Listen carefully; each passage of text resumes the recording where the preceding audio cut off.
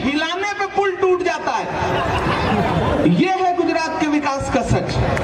Modi ji train को हरी झंडी दिखा के रवाना करते हैं, ट्रेन आगे बढ़ती है, भैंस से टकराती है, भैंस नहीं मरती, ट्रेन का इंजन टूट जाता है। यह है गुजरात के विकास का सच।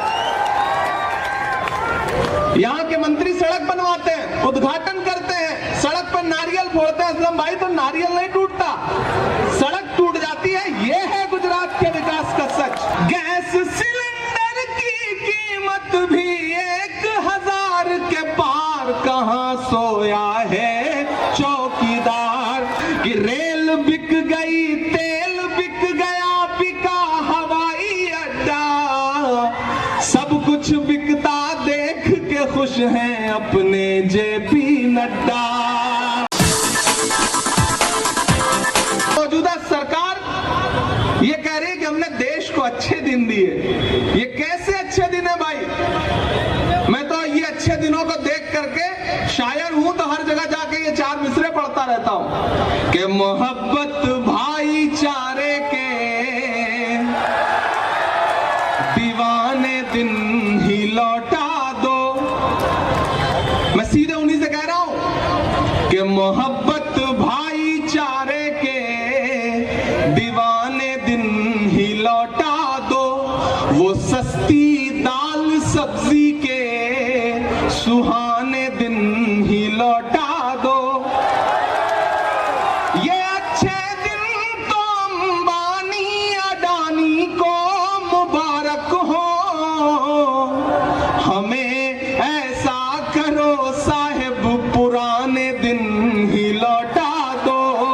हमें ऐसा करो साहिब पुराने दिन ही लौटा दो। जिस गुजरात के विकास का ढिंढोरा पूरे देश में पीटा गया, उस गुजरात के विकास का सच जानना है तो मुझे सुनो आप। ये वो गुजरात है जहां सड़कों की हालत ऐसी है कि सड़क में गड्ढे या गड्ढे में सड़क है, आप अंदाजा ही नहीं लगा सकते। यह है गुजरात के विकास का सच। यहां हिलाने पे पुल टूट जाता है। यह है गुजरात के विकास का सच। मोदी जी ट्रेन को हरी झंडी दिखा के रवाना करते हैं, ट्रेन आगे बढ़ती है, भैंस से टकराती है, भैंस नहीं मरती, ट्रेन का इंजन टूट जाता है। यह है गुजरात के विकास का सच। यहाँ के मंत्री सड़क बनवाते हैं, उद्घाटन करते हैं, सड़क पर नारियल फोड़ते हैं, असलम भाई तो नारियल नहीं टूटता, सड़क टूट जाती है। यह है गुजरात के विकास का सच। मैं मीडिया के साथियों से भी कहूंगा और नौजवान साथियों खास तौर से आपसे कहूंगा कि गुजरात में भारतीय जनता पार्टी सिर्फ टीवी चैनल पर चुनाव जीत रही है, जमीन पर कांग्रेस यहां सरकार बनाने जा रही है। वक्त की पाबंदियां हैं। मैं जानता हूं आप शायरी भी सुनना चाहते हैं, नहीं सुनाऊंगा तो आप नाराज हो जाएंगे। मैं तो शायर हूं, सांसद बाद में हूं, पहले शायर हूं।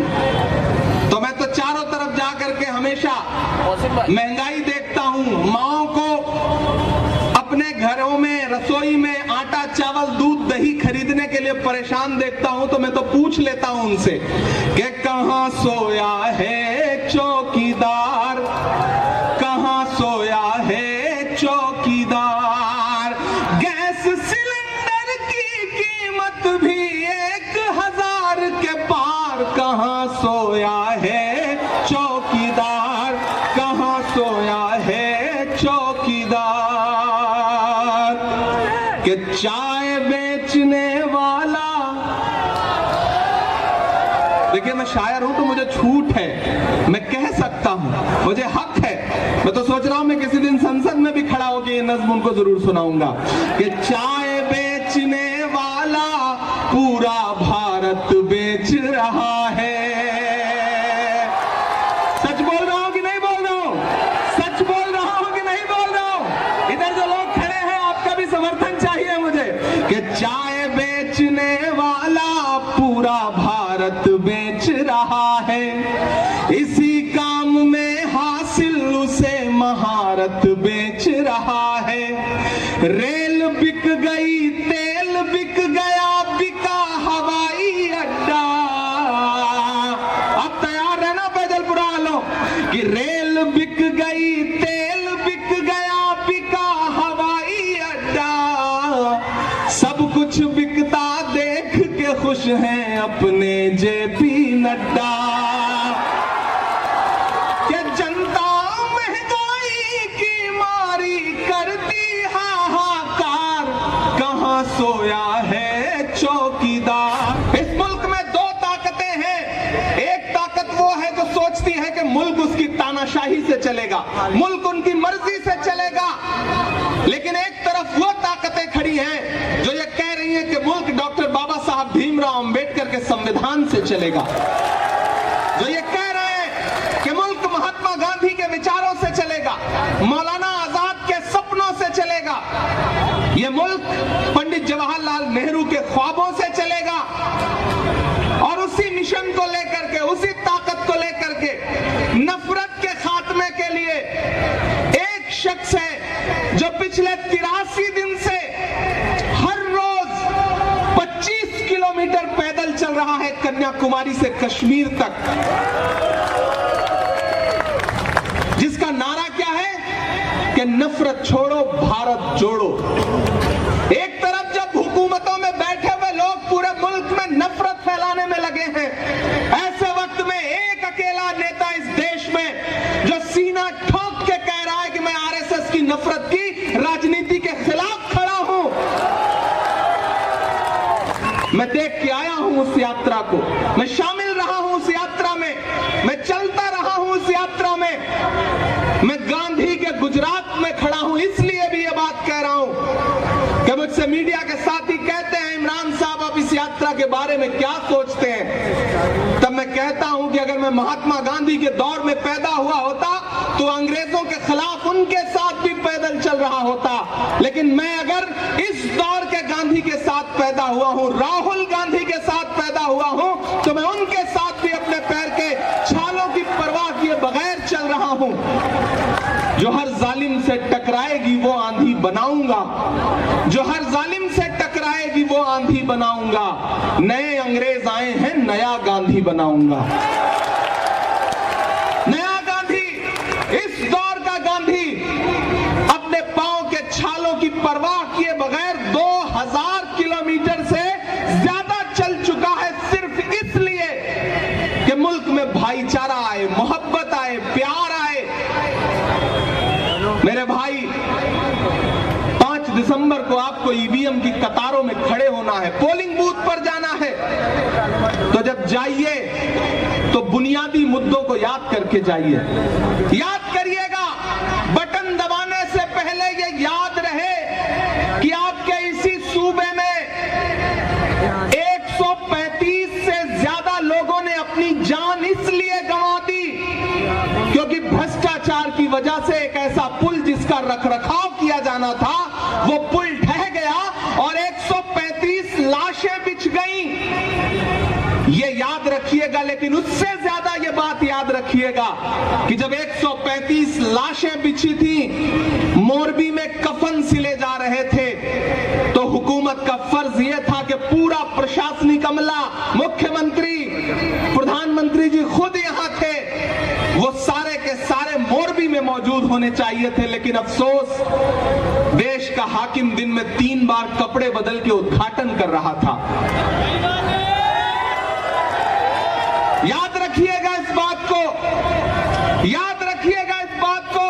असलम साहब मुंबई से आए हैं, वो मंजर याद रखिएगा कि शाहरुख खान के बेटे आर्यन के पास से 5 ग्राम ड्रग्स की बरामदगी दिखा करके टीवी चैनलों पर सरकारी एजेंसियों ने जो तमाशा करवाया था उसे याद रखिएगा। लेकिन फिर यह भी याद रखिएगा कि इसी गुजरात के मुद्रा पोर्ट पर हजारों हजार करोड़ के ड्रग्स पकड़े गए और मीडिया में बात तक नहीं हुई। याद रखिएगा, याद रखिएगा।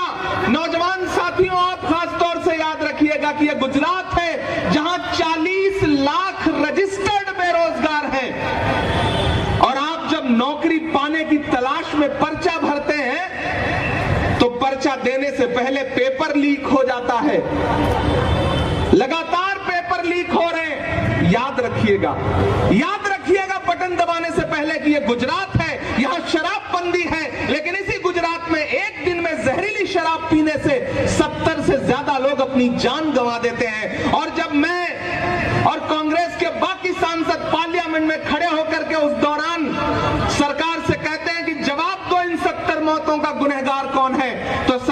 कहती है कि हम इस पर बात नहीं करेंगे। याद रखिएगा, जरूर याद रखिएगा, वो आपको भटकाने की कोशिश करेंगे। वो उनका एक मुख्यमंत्री आएगा, वो कहेगा कि राहुल गांधी की दाढ़ी तो सद्दाम हुसैन से मिलती है। वो आपको भटकाने की कोशिश करेगा, लेकिन जब वो ये कहे तो पलट के आप उन्हीं से कह दीजिएगा कि भैया आप भी आईना देख लो, आपकी शक्ल भी मोदी जी के दोस्त नवाज शरीफ के जैसी लगती है। उन्हें कह दीजिएगा, मुद्दों पे डटे रहिएगा, पूछिएगा कि महंगाई कैसे बढ़ गई। आप तो कहते थे कि मैं चौकीदार हूं, मेरे हाथ में देश की तिजोरी सौंप दो, मैं खजाना नहीं लूटने दूंगा। लेकिन मेरी माओ बहनों, ये याद रखिएगा कि आज से 6 साल पहले एक दिन टीवी चैनलों पर वो नमूदार हुए और उन्होंने कहा कि भाइयों बहनों, आज से 500 और 1000 का नोट बंद। जानते हैं क्यों? क्योंकि आपने अपने पल्लू में छुपा करके, रसोई में आटे के डब्बे में छुपा करके जो थोड़े बहुत पैसे रखे थे ना घर वालों से, ताकि बच्चों की किसी मुसीबत में काम आए, उस पैसे को आपसे छीन के बैंक में जमा करवाना था, ताकि अपने उद्योगपतियों दोस्तों का कर्जा माफ किया जा सके, आपको लूट करके अमीरों की तिजोरी भरी जा सके। याद रखिएगा, तब जाइएगा और वोट करिएगा। मैं तो अलग ऐलान चारों तरफ सवाल करता हुआ फिर रहा हूं। डराने की कोशिशें की जाती हैं, आवाज दबाने की कोशिशें की जाती हैं। कहा गया है, सुना गया है, कोई न बोले, ज़बां दराजों को मशवरा है, कोई न बोले। अजीब लुकनत पसंद हाकिम से वास्ता है, जो चाहता है, जो सोचता है, कोई न बोले। लेकिन मैं बोल रहा हूं, क्योंकि मैं इसलिए जिंदा हूं कि मैं बोल रहा हूं। दुनिया किसी गूंगे की कहानी नहीं लिखती। याद रखिएगा कि जब प्रधानमंत्री जी लाल किले की प्राचीर पर खड़े होकर के महिला सम्मान, महिला सुरक्षा का भाषण दे रहे थे, तो उसी दिन, उसी के 2 घंटे बाद, इसी गुजरात में भारत की एक बेटी बिल्किस बानो के बलात्कारी रिहा किए जा रहे थे। याद रखिएगा। अभी 7 दिसंबर से पार्लियामेंट का सेशन शुरू होगा। दुआ करिए, मेरी आवाज में इतनी ताकत आए कि मेरे सामने प्रधानमंत्री जी बैठे हों और मैं पार्लियामेंट में खड़ा होकर उनसे सवाल करूं कि प्रधानमंत्री जी, मैं तो हिंदी साहित्य का विद्यार्थी रहा हूं, मैं तो संस्कृत का एक सूत्र वाक्य पढ़ा करता था कि यत्र नार्यस्तु पूज्यन्ते रमन्ते तत्र देवता। जहां नारियों की पूजा होती है, वहां देवता निवास करते हैं। लेकिन मुझे अफसोस है कि जिस देश में नारियों की पूजा होने पर देवता निवास करते थे, वहां नारियों की पूजा छोड़िए, बलात्कारियों की पूजा हो रही है और प्रधानमंत्री जी चुप हैं। भारत की बेटी के लिए उनके पास एक शब्द नहीं है बोलने के लिए। याद रखिएगा, मैं राजू भाई के लिए आपके पास दामन फैलाने के लिए इसलिए आया हूं। बहुत थोड़ा सा मौका था। इससे पहले एक सभा में था, आदरणीय मल्लिकार्जुन खड़गे जी साहब थे बेरामपुरा में, वहां मौजूद था, वहां से किसी तरह भाग करके यहां पहुंचा, क्योंकि एक मुश्किल वक्त है।